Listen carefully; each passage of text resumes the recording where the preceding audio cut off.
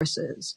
If you or someone you know has questions about COVID-19 or has questions to determine if you should get tested, please call them at 651-304-9986. Again, the number is 651-304-9986. The Twin Cities American Indian COVID-19 hotline is open Monday through Friday from 8 a.m. to 8 p.m. and Saturday and Sunday from 10 a.m. to 2 p.m. Call the Twin Cities American Indian COVID-19 hotline at 651-304-9986. That's 651-304-9986. Minnesota has the only original wolf population in the continental United States, and 80% of Minnesotans believe the wolf should be protected. Howling for Wolves is asking Minnesotans to respect our true wildlife manager, the wolf. Their survival is critical to our ecosystems, our communities, and even our economy. As highly intelligent animals with strong social bonds, Minnesota wolves deserve to be protected and admired. Learn more at howlingforwolves.org. Let's live and let howl. Hey, Cudahy to all my friends and relatives in four directions. This is Robert Pilot of Native Roots Radio presents I'm Awake. I'm here to ask you for your support. Finding honest Native-centered news is not easy. But with your support, we're able to provide accurate information about Standing Rock, Line 3, treaty violations, and COVID-19 in our Native community. Please visit Native Roots Radio Network on Patreon and donate if you can. That's Native Roots Radio Network on Patreon. Pinigigi, and thank you for your support.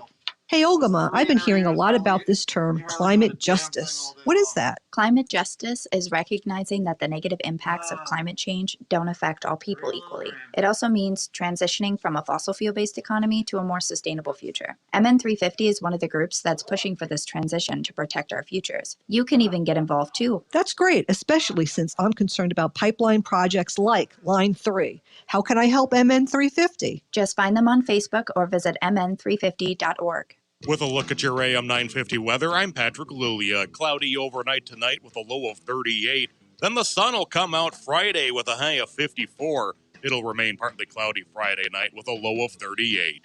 Hazel's Northeast offers some of the most creative comfort food you'll find, located at 29th Avenue and Johnson Street in Minneapolis, minutes from 35WN from Central Avenue. Make your reservation at hazelsnetogo.com.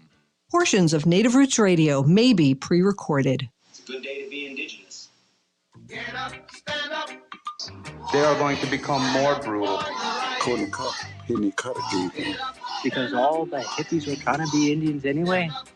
They're going to become more repressive because it's a matter of dollars and their illusionary concepts of power. Hey, Victor. We must live in balance with the earth. And also with recent happenings at Wounded Knee. I am awake. Hello and welcome to Native Roots Radio. I'm Awake, and I'm your host today, Wendy Pilot. Robert is the chairman of the Ho-Chunk area meeting tonight, and he is at his meeting. So I get to be on the radio tonight, and I think every third Thursday, this is what will happen. So welcome to Native Roots Radio. We discuss national and Twin Cities and Native American news and events, and this portion of the show is brought to you by the Twin Cities American Indian COVID-19 hotline. You could call them at 651-304-9986. They're open Monday through Friday from 8 a.m. to 8 p.m. and Saturday and Sunday from 10 a.m. to 2 p.m. And you don't have to live in the Twin Cities or Minnesota to give them a call. Today is Thursday, and every Thursday we get the great honor to talk to Robert Lilligren. And Robert is the director of the Native American Community Development Institute, also known as NACD. So Ogama and I will be talking with Robert, but we'll get to the news first with Ogama. Hi, Ogama. How are you? And welcome to Native Roots Radio. Yanim Buju, Wendy. It's good to be here with you tonight. We're kind of be missing Robert a little bit, but like you said, this will be our every third Thursday event, where it'll be ladies' night, right? That's right. So today for news, I do want to start up with some information regarding the unrest that's currently happening still in the Twin Cities following the murder of Dante Wright by former Brooklyn Center police officer Kimberly Potter. So last night and a few of the nights this week, several members of the media in the Twin Cities have reported that the police are terrorizing them. They've been forced to their knees and had photos of their credentials taken. Some members of the press, including Nico from Unicorn Riot, reported destruction, tossing, or tampering of equipment. Fox News national correspondent Lauren Blanchard released footage on Twitter of her and other crew members forced to their knees while police took photos of their badges. Documented incidences of police press communication breakdown have been circling and in deep discussion within the journalistic community, probably as early as the Occupy protests of 2012. Some members of the press now say that they do not readily identify themselves for fear of being singled out or corralled into a specific press location where they don't have adequate access to the stories they arrive to cover. Journalists go where the stories are, and it is, the mark of um, a free nation to have free press. Police had ordered press last night to leave the area on more than one occasion in the past week since the protest began after Dante Wright was murdered. And that, I don't know how you feel about that, Wendy, but that really makes me nervous. Makes me very nervous, Ogama. Yeah, thanks for bringing that up. It's really, really important. It is. So then Kimberly A. Potter, former Brooklyn Center police officer who shot and killed Dante Wright during a traffic stop last Sunday, did have a brief hearing today. It was her first court appearance on the charge of second-degree manslaughter. The overseeing judge was District Court Judge Paul Scogan. The initial appearance was held over a Zoom call and lasted about 5 minutes, during which Scogan confirmed basic information and set a day of May 17th for the next hearing before District Court Judge Regina Chu. That hearing will be held in person. Potter did not speak during the hearing except at one point to confirm that she could hear the judge.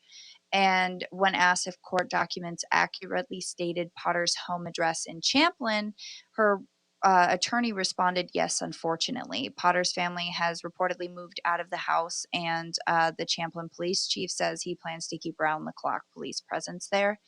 After an objection from Potter, the district court judge denied a request from media representatives to broadcast her initial court appearance. So that is why we didn't see any live stream of that. Meanwhile, if you're in the Twin Cities and in the Brooklyn Center area, the Brooklyn Center Resource Center is looking for donations of water, Gatorade, toiletries, dry goods, fresh fruits and vegetables, milk, and eggs. They are also looking for specific foods for families celebrating Ramadan: carrots, celery, onions, peppers, potatoes, tomatoes, cabbage, garlic, cooking olive oil, spaghetti rice, dried beans, dried chickpeas, and couscous. If you would like to participate and bring some good to the community, the address for that is 6500 Humboldt Avenue North, and you can drop off donations from 8 a.m. to 5 p.m. if you want to support the Brooklyn Center community. Brooklyn Center Community Schools, we're hosting a resource distribution center in the Blue Barn in the area, and they did note today that they were almost all out of supplies and could really use additional support and donations of all kinds of essential items today and throughout the day. I don't have an update if they got that, but these types of unrest following these police brutality and police murders are things that really strain everybody in a community. So if you're looking for a way to help, make sure, go through your cupboards, pull out what you can, make a quick trip to the store, do what you can. The Star Tribune interviewed somebody who lives in an apartment building across the street from the Brooklyn Center Police Department. And he was in tears and said he had moved across from the police station because he thought it would be safe. And he's been sleeping during the day and awake at night, guarding the back door of the apartment building that they have taped off to prevent tear gas from leaking into the building, and that he tries to pull in injured protesters and fend off people who would cause trouble. Like, they're basically describing it as a war zone in these areas. And while there's not as much fire and destruction as there was after George Floyd was murdered, there is still a major this is a major problem for the people of the community, whether regardless, either way. Mm-hmm. So make sure if you can to take some time to give that community support. So today was the 26th day of the Derek Chauvin trial and the third day of defense witnesses. Officials confirmed that tomorrow, Friday, will be a day of rest. There'll be no hearings or proceedings tomorrow, and they expect it to continue on Monday. Meanwhile, this week, the head of the Minnesota police group basically tried to slam officials for their handling of Daunte Wright's murder, but then turned around and blamed Daunte Wright for the fatal encounter. Brian Peters, who's the executive director of the Minnesota Police and Peace Officers Association, told WCCO News that this is going to be an unpopular statement, but basically said if he would have just complied, meaning Daunte Wright, when he was told he was under arrest, that he set off a chain of events that eventually led to his death. He also says that he wasn't excusing it, but basically that what we're seeing in policing these days is that non-compliance by the public, basically blaming non-compliance by untrained civilians for this absurd level of police militarization and response. And I'm just blown away by that and thought, if you don't already know, you should be aware that those statements were made. Mm-hmm. In Stop Line 3 news, there's going to be a Stop Line 3 times Earth Day for Future Generations event. That is a march and celebration, and that's starting at Gitche Odea King Park in Duluth, April 24th at 1 p.m. That's the Saturday Earth Day. They ask that you please follow COVID precautions and bring art and signs. And then due to the passing of LaDonna Allard, who started the camps that began the No DAPL movement, the canoe festivities that were planned for this weekend will be postponed until further notice, and that came from the Red Lake camp. Mm-hmm. Thank you so much, Ogama, with the news. You're listening to Native Roots Radio. I'm Awake. And up next, after this short break, we're going to be talking to Robert Lilligren. Robert is the director of the Native American Community Development Institute. So stay with us.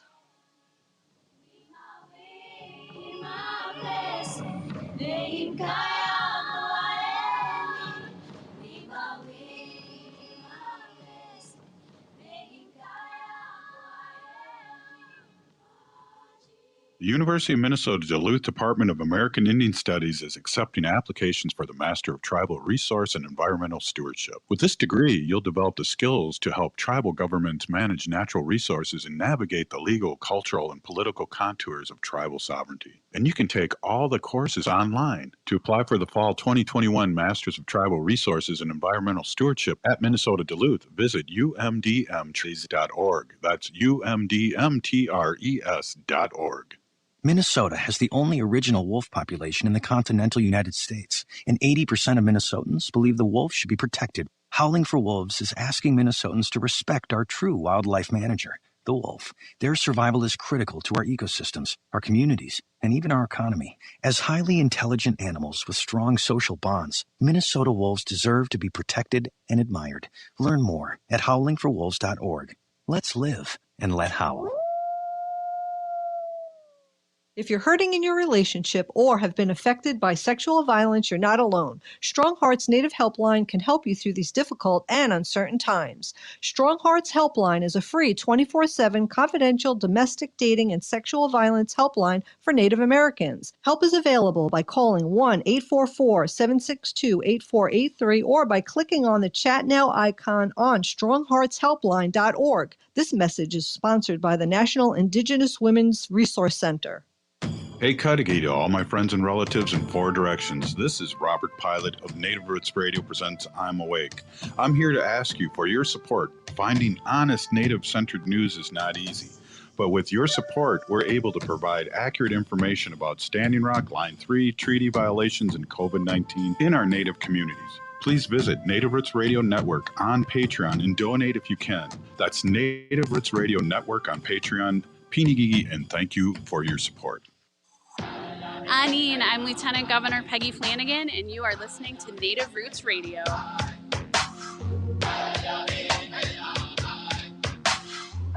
are USA Nation. Hey, everybody. Welcome back to Native Roots Radio. I'm Awake, and I am Wendy Pilot. I'm your host today, Robert Pilot. He is the chairman of his monthly Ho-Chunk meeting. So that's where Robert is, taking care of business there. So today I'm with Ogama, and Ogama and I will be talking to Robert Lilligren. And again, Robert is the director of the Native American Community Development Institute, also known as NACD. Hey, Robert, how are you? Yeah, bonjour, Wendy. Bonjour, Ogama. How are you doing? Good. I was a little bit of afraid because of last month when Robert was away. I don't know if all of our listeners remember this, but we had terrible technical difficulties and we couldn't get you on, and I was like, "Uh-oh, here we go again. I hope Robert is okay and Ooh, he's we okay with being with us today and everything's gonna be okay." yeah, thanks. We tried to add a little bit of sound weirdness when I first got on, but I like this StreamYard. It's very nice. And Ogama, you're Yes. just doing a great job. It's great to listen to you. So, Hey, McWitch, for that, Robert. I appreciate that. so how are you doing today, Robert? It's doing okay, I guess. It's kind of a Oh, strange place to be in Minneapolis right now, and just a lot of trauma, a lot of stress, a lot of uncertainty. But all in mhm. all, grateful for the day and, doing okay. Yeah. So give us your take on the Dante Wright murder or what's going on in your community about that. Yeah, let us Yeah, know. it's really triggered folks. I will say that. I mean, I don't think I've seen people quite this triggered as a community since, a few years back when the Walker Art Center Sculpture Garden put up that hideous sculpture scaffold, and you could just see it in people like on the street and things. And so, today I had several meetings, Zoom meetings or online platform meetings, and they turned into more like processing sessions and support sessions. Some of the folks in the meetings, our relatives live up in Brooklyn Center, and so they're, they can smell the tear gas and everything. And so it's just kind of somber, and that just over. We were already preparing for some kind of difficult times with the Chauvin trial. And so this has just layered something else on it. But, the community's coming together, supporting each other, but I'd be lying if I didn't say it's somber, it's weird, it's stressful. I could imagine that. And Ogama in the news, she was mentioning about a man who lives right across the street from the precinct there. And last night on the news, there were two young women and their children who also live really very, very close to where all the tear gas was happening, the bullets, the rubber bullets, and the what do they call them? Flash bombs Yeah, were going flashbangs, off. flash bombs. Yeah, Yeah, and they had like three or four little children, and you could see that how scared those children were and the fear in their eyes, and I just can't imagine how traumatizing this is for children who can't really grasp what's going on and process properly right. what's happening in the area. No, I hear you. I was just reading an article just before this about a mother with two young kids. I think was a 4-year-old girl, and then maybe a 3 or 4 month old boy, and they lived literally across the street from the police station. She said they watch CNN News to see how their apartment's doing because they can see it in Oh all my of the news reports. But a church reached out to the family and took them to a hotel, for a few days anyway, just because you were exactly right. This little girl with this 4-year-old was, verbal enough and articulate enough to talk about her fears and, with those booms, those bangs, how bad they impacted her. And then I thought this was really interesting too. The mother said when they got to the hotel, the little girl just wanted to watch the news, and she usually just loves cartoons and things. And she wanted to see what was going on. And, at 4 years old, that's pretty young to be trying to wrap your head around a senseless killing like that. Yeah, it is. I mean, Ogama, your daughter, I don't know how old is your daughter, 8 or 7? Yep, my daughter will be 8 next Yeah. month, and Wow. we were really straightforward with her. We live a few hours north of the Twin Cities, but my partner and I did go down during the unrest after George Floyd's murder and helped to guard on Franklin Avenue with the AIM Patrol. And actually, I have a NACD shirt from that event, Robert. Oh, Actually, nice. um, Yeah.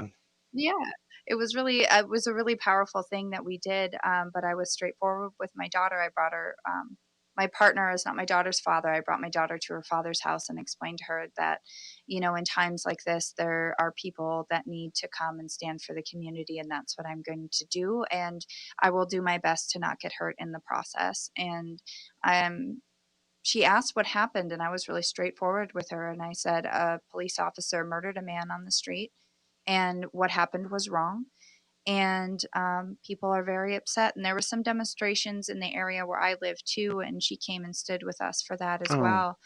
And now that it's happened again, I was heartbroken that her response to it was just to shake her head and click her tongue, because this is the kind of news and events that she's growing up with. She's going to learn that this is normal. And Mm. previously, when she was smaller, if you get, if you lose sight of mom and you don't know who to go to, I always told her, a police officer or a firefighter would be a safe person. And now I'm like, Right. maybe how about you find another mom that's got kids? That's probably, that's what we've been working into now, because I myself now have, and I think she does too, a kind of really deep seated fear of what police officers are capable of, or how they might react to any certain situation now. And I think that that's completely a normal reaction.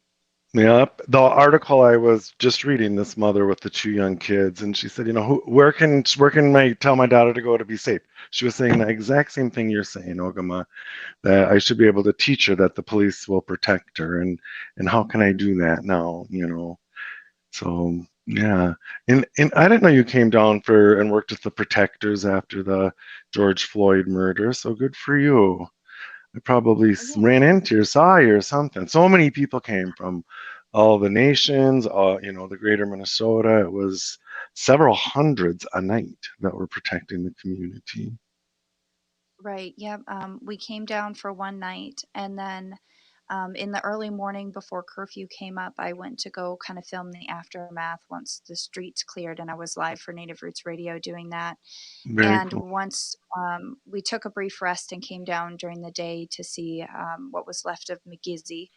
And Mm, after seeing what happened over on that side of the city, I remember telling my partner in tears, going, the American Indian Center is the place that I come when I come to the cities, not being from here, to know that it's safe. If I come right. here, I know somebody will feed me, will give me adequate directions. I know it's a safe place for me to be. And I can't go home now and let that happen to this side of the city. I want to stay again. So we stayed 2 Yeah. nights before we Well, had to come home. good for you. Yeah, the protectors did an incredible job. Very little damage on East Franklin. Unfortunately, McGizzy's down on Lake Street, about a mile south, and very close to the third precinct that burned. Division of Indian Works, which is kind of in that same area, survived. It was very well protected, but McGizzy, all in the buildings all around it started to burn. It just caught fires, and it was such a loss. But yeah, but they're up and running again, and so are the protectors. We've been planning for the trial and for any kind of unrest that might come with the trial, especially around the verdict. So we've been working with there's 7, I think, organizations citywide that are acting as protectors, sort of marshals of any kind of demonstrations. We're actually being funded by the city, but it's very community-based work and community-driven and directed. It's not about law enforcement or anything. It should have very much the same vibe when you were down here last year. And it's the same partners, the AIM protectors, the AICDC, the Indian Center, and then the Little Earth protectors. And man, do they have their stuff together. And so we got some resources from the city. We've been doing planning. I was just in training actually earlier this afternoon. That probably is adding to my mood, but it was Department of Justice training about how to be a marshal. That's what they call it, like an event marshal. but to be in a, making sure people are safe and protected, especially if violence breaks out and things. So that's kind of intense. But Franklin Avenue and the Little Earth Protectors were all there today too. Wow, that's amazing. And it must be really hard to get direction like, okay, we're going to have this class to teach you how to be a marshal and how to be, how to protect yourself and how, all these new steps that you're not used to doing. It just must seem overwhelming, I would imagine. It was, Wendy, I'll tell you. And, there were some young activists, young brothers and sisters, black activists, and, they're righteously angry, and so, we're trying to learn a certain thing here, but they kept tapping it into the bigger issues about First Amendment rights and why aren't the police just respecting these? And so there was, quite a bit of anger expressed, tension expressed. The trainer was a black elder. He had some of his other team there as well, but from the DOJ, and he was very good at kind of framing it where we were trying to stay. But of course, these young folks have it right. We shouldn't have to fight to express our First Amendment rights. We shouldn't have young black men gunned down needlessly for a traffic violation. I was listening to your news just before Ogama, and this sort of, this heavy policing, that's, yeah. I was on the Minneapolis City Council right after 9/11, and that's when we really saw these federal resources coming into local law enforcement. And You're right yeah, there. We have to take a really quick break, but okay. let's get back to this as soon as we get back. You're listening to Native Roots Radio. I'm awake. Hey, Wendy, what are we doing for dinner after the show? How about we go to J. Selby's on 169 Victoria Street in St. Paul? They have a delicious plant-based menu that's compassionate and environmentally sustainable. I'm getting their spot-on vegan Big Mac, the dirty secret. You can pick up and they deliver within a 5-mile radius, or you can call them at 651-222-3263 or visit jselbys.com. Well, you sold me, Wen. Let's go order at J. Selby's tonight. I'm hungry. When you're trying to stay safe, you want the best protection possible. And when it comes to PPE, that means Lutema.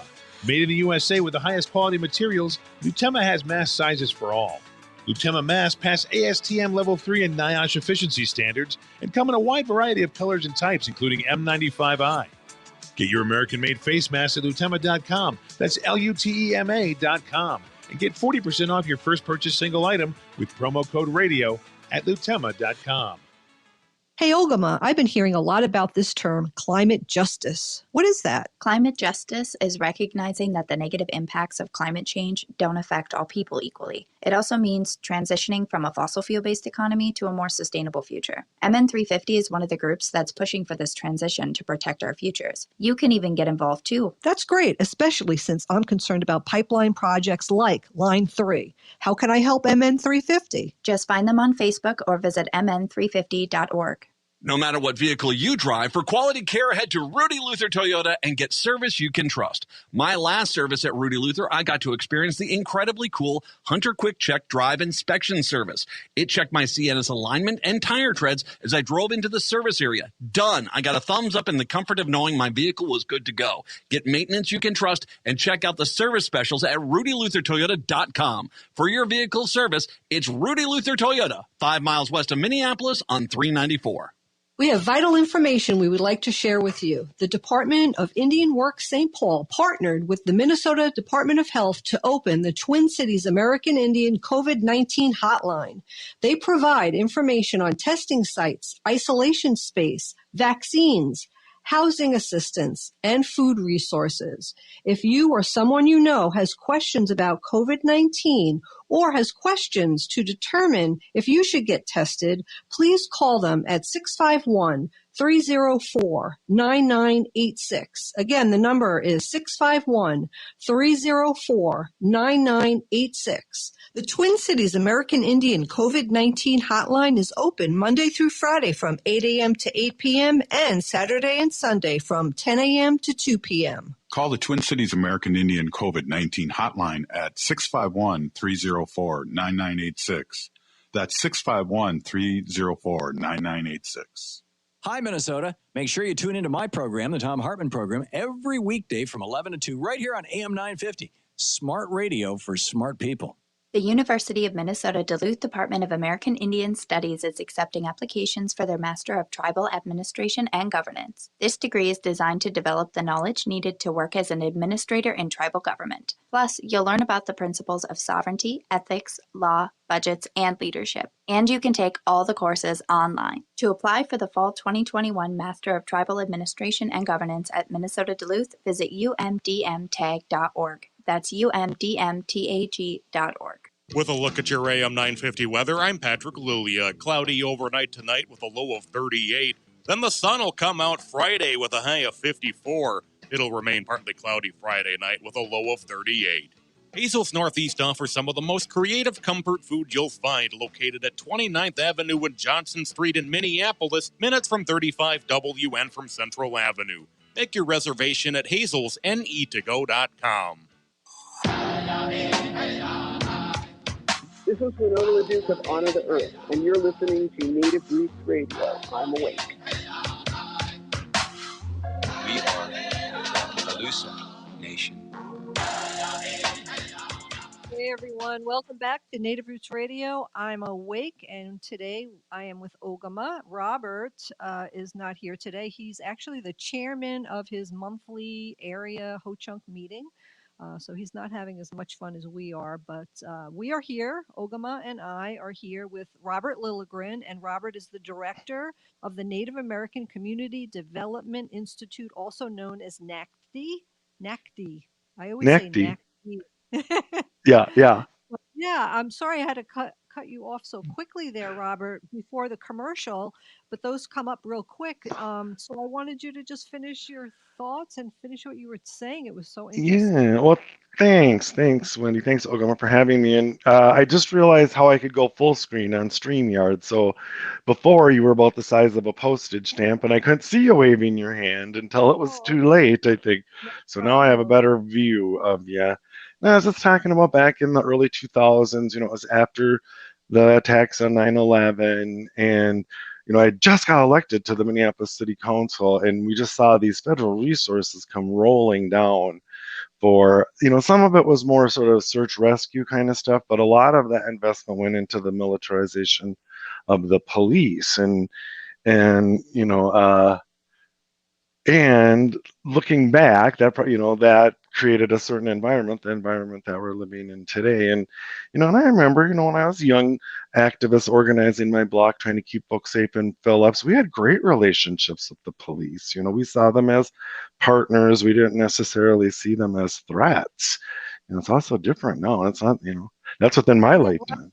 Yeah, Robert tells me when he was younger, dude, as I'll say, I guess in his young 20s or whatever, or teens driving, he knew the St. Paul police. They knew his name. They knew where he lived. And they Right. were there to help. They were there to help and to, not to hassle you or, or anything like that. They wanted to help and make sure that you were safe and make sure you got home and things like that. So, Yeah, I yeah, saw on the news Mayor Mike Elliott from Brooklyn Center, a young black man mayor, very exciting when he was elected. And he made the comment that not a single Brooklyn Center police officer lives in Brooklyn Center, not one. And that just says something about who you're serving and how you're going to be policing that community.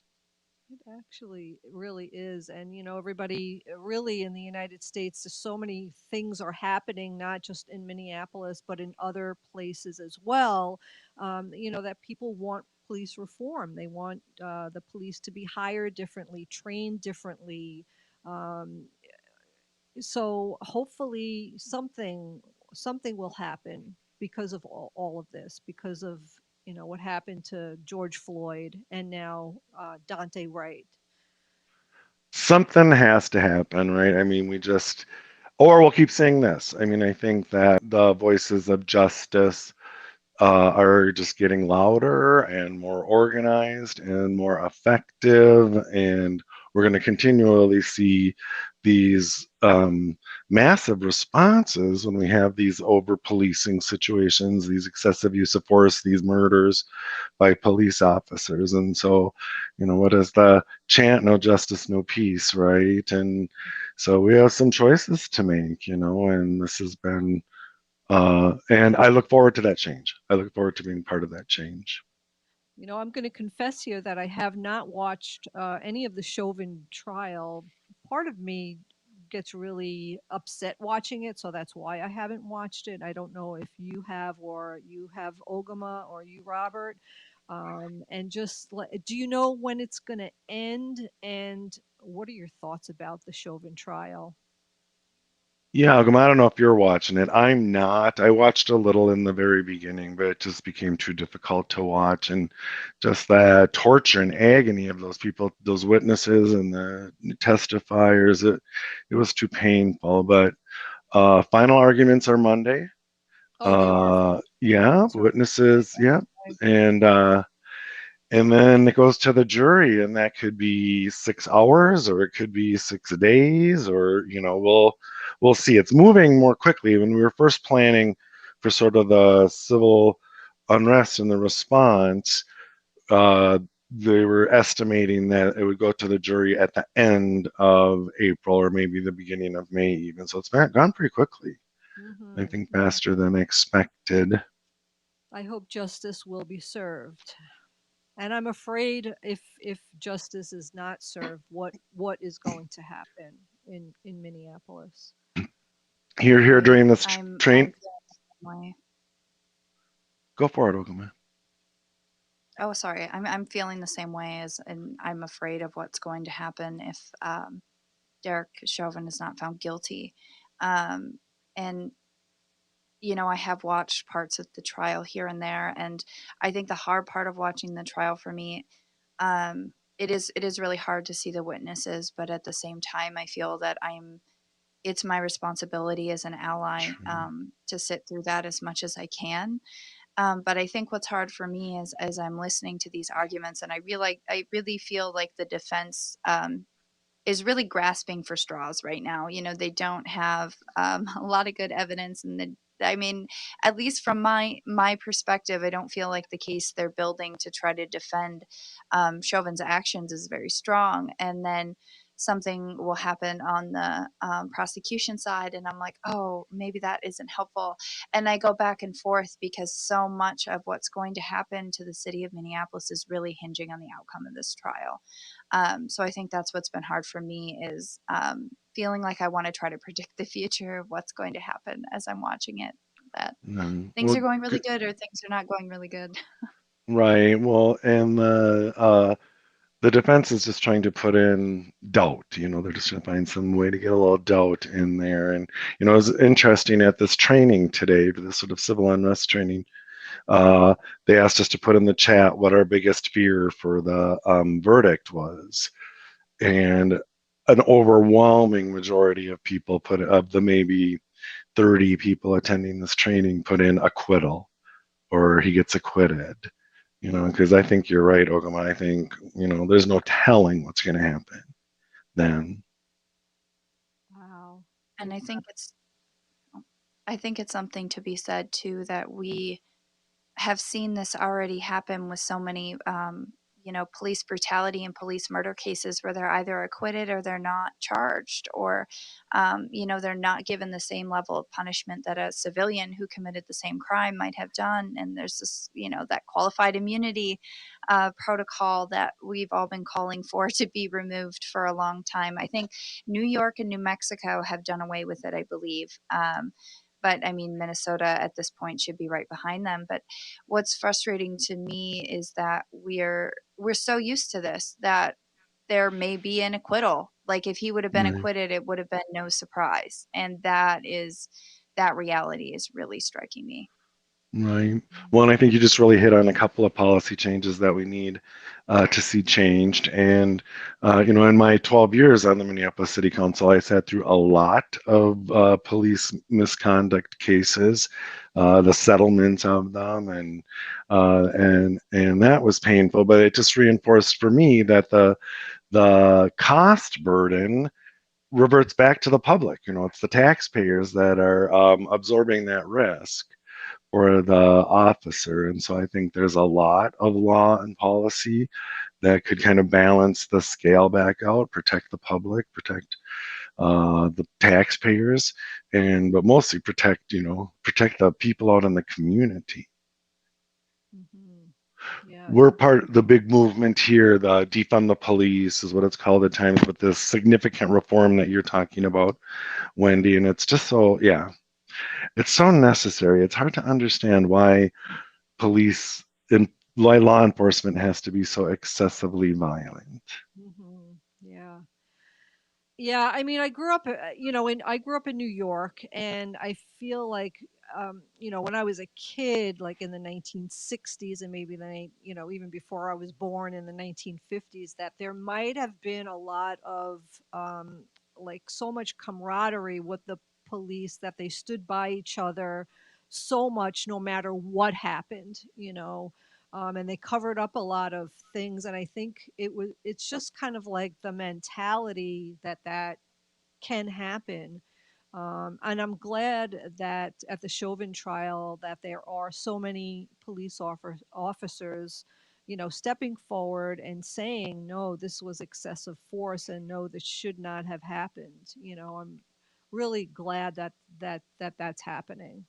That is definitely a change, right? The thin blue line, and yeah, so that's progress, I guess, and I see the comment about Philandro Castile and what was so tragic there. I mean, these are all tragic, but he was complying.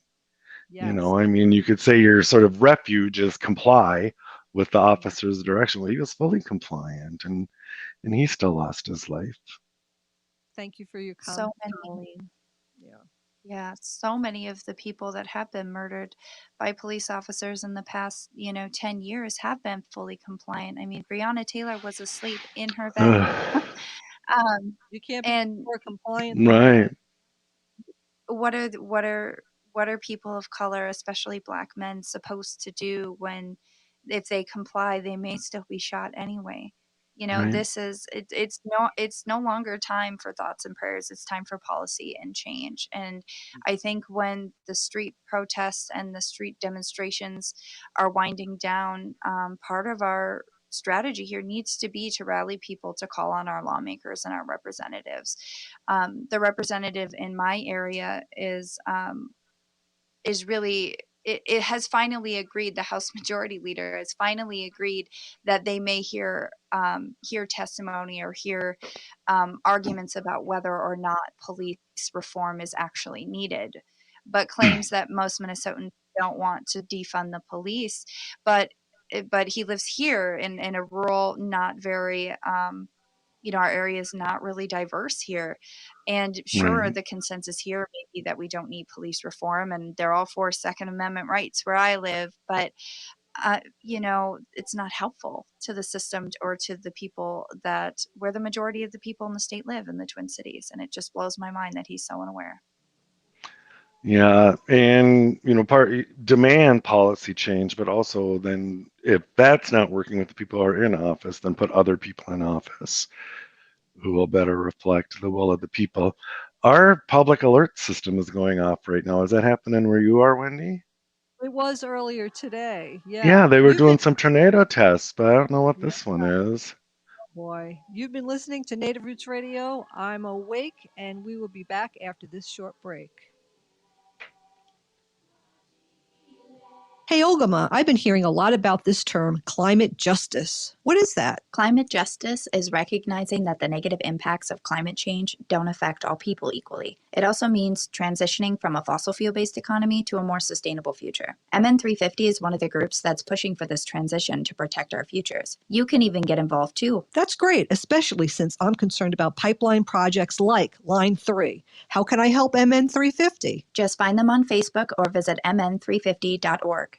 If the statistics say that 1 in 3 Native women and 1 in 6 Native men have experienced sexual assault in their lifetime, it means our whole community is affected by sexual violence. 1 is too many. Don't stand by, stand up. Don't engage in acts of sexual violence, and shut down the dirty jokes, the gossip, the victim blaming and shaming. As a community, we can change the way we respond. Contact the Minnesota Indian Women's Sexual Assault Coalition to attend a workshop to learn more. Sponsored by the Minnesota Indian Women's Sexual Assault Coalition. We have vital information we would like to share with you. The Department of Indian Works St. Paul partnered with the Minnesota Department of Health to open the Twin Cities American Indian COVID-19 hotline. They provide information on testing sites, isolation space, vaccines, housing assistance, and food resources. If you or someone you know has questions about COVID-19 or has questions to determine if you should get tested, please call them at 651-304-9986. Again, the number is 651-304-9986. The Twin Cities American Indian COVID-19 hotline is open Monday through Friday from 8 a.m. to 8 p.m. and Saturday and Sunday from 10 a.m. to 2 p.m. Call the Twin Cities American Indian COVID-19 hotline at 651-304-9986. That's 651-304-9986.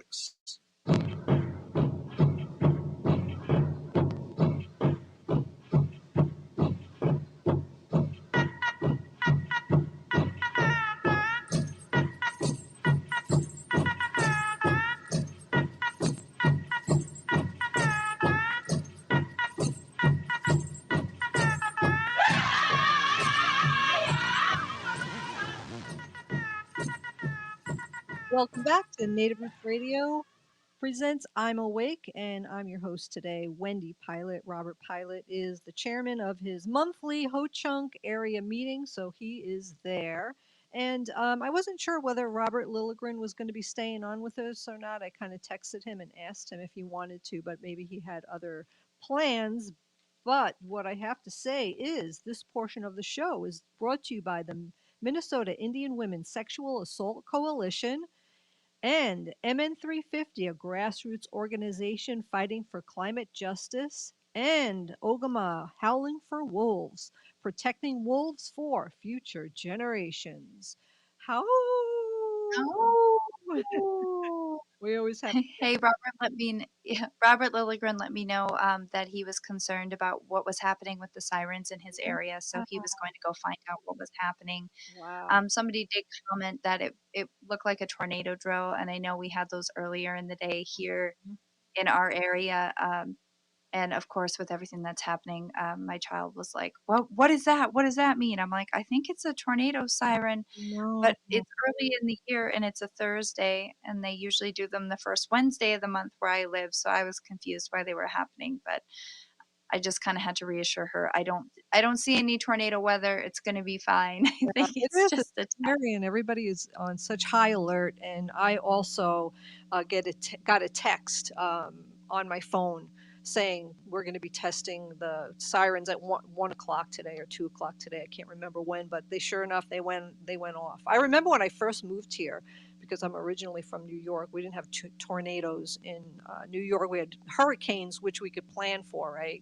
Weeks in advance. But when I first came here and the sirens went off, I asked Robert, what is that? And he goes, oh, that's a test. That's the tornado sirens. And I was like, oh, wow, that's great that they have them. And then, one time when there was bad weather, the tornado sirens went off. And I was like, well, shouldn't we do something? Should we go down to the basement? Should we, prepare? And he just was very nonchalant about it. But I think with these weather patterns that we've been having lately, and so much severe weather all over the place, I think that we really need to kind of clean out the bottom of underneath the steps in our basement and maybe put a couple of chairs down there to just prepare, because you never know what's going to happen. But I did want to just bring up this one article about, this is the animal section, right? And I usually talk about animals during this time. And Audrey Thayer posted on Facebook. Audrey Thayer, she's the Bemidji City Council of Ward 1, but she posted this article about a wolf, and this is from the Bemidji Pioneer from Northland Woods. Voyager's wolf gets his own collar cam, and it's a sight to see. I'll put it up on our Facebook page, but there's actual video of this wolf going through the woods. International Falls, Minnesota, the researchers at Voyager's Wolf Project have hit another home run for folks who are learning about wolves, this time retrieving the first known video from a collar camera placed on a live wild wolf. Lone wolf and the dog and the wolf is, I was going to say dog. The wolf is tagged V089. He's not a member of any pack. He was trapped last spring near Ash River and fitted with a GPS collar, as are dozens of wolves being studied by researchers. But this time, researchers also strapped a collar camera on the young male wolf before setting him free. The camera, essentially a GoPro inside the collar, captured 30 seconds of video at the top of every hour during daylight time for 42 straight days, said Thomas Gable. He's a lead researcher on the project. Battery life is limited factor and why the camera could only run for a short periods. The collar is programmed to fall off the wolf exactly 6 weeks after it was deployed, and researchers used the GPS coordinates to track it down in the woods to recover the video. What they got was more than 4 hours of video of the wolf gnawing on a deer leg, eating fish, watching birds, walking in the woods, and most of all, sleeping. Quote, we knew wolves slept a lot, and this one was no exception. Like a lot of animals, wolves are active for a couple of hours and then they sleep. So that's what a lot is on the video, Gable said. Researchers edited the video down to about 3 minutes for the viewing public and posted it Wednesday on their Facebook and YouTube pages. Gable said the collar cam so far is more interesting than enlightening, although the video documented yet another wolf catching and eating fish that's not part of their previous pack of wolves known to fish for food in small streams, namely for suckers. Those are the type of fish. The footage clearly demonstrates that other wolves in our area know how to hunt for fish as well. So you could go on, I'll put it on our Facebook page, or you could just look it up. I think if you just Google wolf with a GoPro on it, you'll be able to find it. But you could see the wolf. He goes into the river and he catches these fish, and it's really amazing. And he eats. Oh, he's back to the river again, eating another fish, and I guess that's the easiest thing for him to find. The funny thing is that the researchers said the next time they put a GoPro around a neck of a wolf, they're going to have to trim the hair because you could see a lot of the wolf's hair in the GoPro. You could see him really just kind of relaxing, sleeping, and it was just like a really interesting article.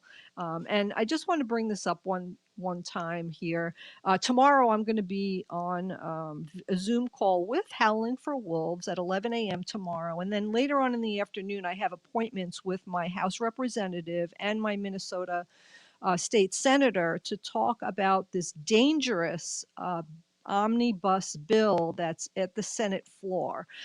So when there's too many bills for the Senate to look at, they sometimes combine the bills together into one bill, and it's called an omnibus bill.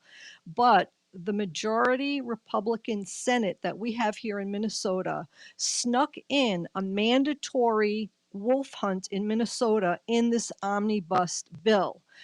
So what we're trying to do is stop the bill from passing, because even though the bill may contain other good things in it, what it does is contain an awful, horrendous bill that would make a mandatory hunt here of wolves in Minnesota happen. So tomorrow I will be talking with my House representative and my state senator, so that's Dave Pinto and Aaron Murphy about that to help the wolf. And I'm hoping that this video and that people who see this video and watch this beautiful animal, will actually have a ha moment and have some empathy and compassion for this animal and not have a mandatory wolf hunt here in Minnesota, because it's just terrible. It really is. We're about to end the show here. Yeah, I was just going to say too, I think, like the researcher said, it was more interesting than enlightening. Researchers have been telling people for years that wolves are not really prone to hunt livestock or anything like that. It's not something that they really do. So it's cool to have footage of that now. That's good. Actually, they eat a lot of fish. Exactly. You have been listening to Native Roots Radio. I'm Awake. I would like to end with these thoughts. If you have been listening to the show, you are the resistance. From Chief Plentycoops, the ground on which we stand is sacred ground. It's the blood of our ancestors. We need to mask up, resist, divest, join a group, and run for office. I'd like to thank Robert Lilligren and Ogama with the news. If you have been listening to Native Roots Radio, you are the revolution. Free Leonard Peltier. Stop line 3.